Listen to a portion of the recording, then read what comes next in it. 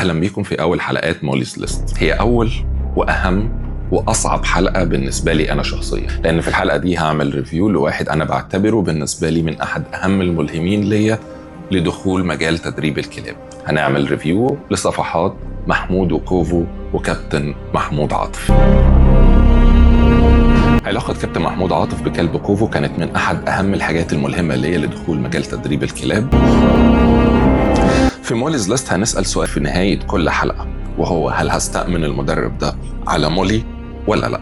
وقبل كده هيكون في 4 معايير أساسية هنعمل بيهم ريفيو لصفحات المدربين اللي هيكونوا معانا في موليز ليست. فالمعلومة دي للأسف غير متاحة على صفحات كابتن محمود عاطف. فإحنا دايما هنسأل سؤالين. أول سؤال، هل الأساليب دي مؤذية ولا لا؟ وتاني حاجة، هل الأساليب دي علمية ولا لا؟ بالنسبة للأساليب اللي كابتن محمود عاطف بيستخدمها فهي خالية تماما من أي عنف جسدي وأي أذى جسدي للكلاب، ولكن على الجانب العلمي ففي نقطة واحدة أساسية موجودة عند كابتن محمود عاطف، ودي محتاجة مراجعة علمية غير متوافقة تماما مع أي دليل علمي، وهي نظرية القطيع في الكلاب ونظرية السيطرة. في فيديوهات كابتن محمود عاطف هو دايما بيتكلم عن القطيع وقائد القطيع والسيطرة، ولكن العلم أثبت بما لا يدع أي مجال للشك بأن الكلاب لا تعيش في قطيع، والعلم كمان أثبت أن مفيش ألفا في عالم الكلاب. وبحسب البروفيسور براين هير فإن العلاقات علاقات اجتماعية قائمة على التعاون، وفي قطيع الكلاب أو مجموعات الكلاب فالكلب صاحب شبكة العلاقات الاجتماعية الأقوى هو اللي بيستمع كلامه، مش الكلب أبدا المسيطر بعنف أو بقوة. وبحسب أبحاث في كلية الطب البيطري في جامعة إدنبرا فإن الكلاب ما بتعيش في قطعان بالمعنى المتعارف عليه،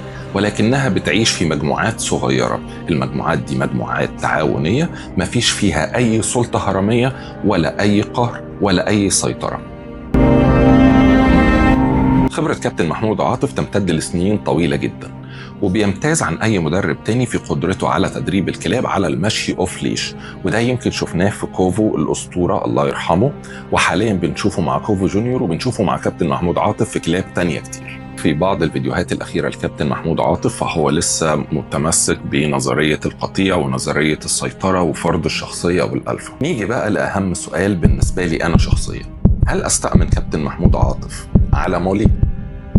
طبعا أستأمنه على مولي، ولكن هطلب منه طلب وحيد بس، ومولي معاه ما يستخدمش أبدا معاها لا السيطرة الجسدية ولا نظرية القطيع. ده كان الريفيو اللي عملناه النهاردة لصفحة محمود وكوفو لكابتن محمود عاطف، وده كان ريفيو لواحد من أهم المدربين في مصر، واحد من أكتر الناس اللي بيدعموا فكرة التدريب الرحيم الخالي من الأذى الجسدي، وبشوية تطوير بسيط جدا في أساليب وفي فكر كابتن محمود عاطف هيكون في المكانة اللي هو فعلا يستحقها. يا ترى تفتكروا الريفيو الجاي هيكون عن مين؟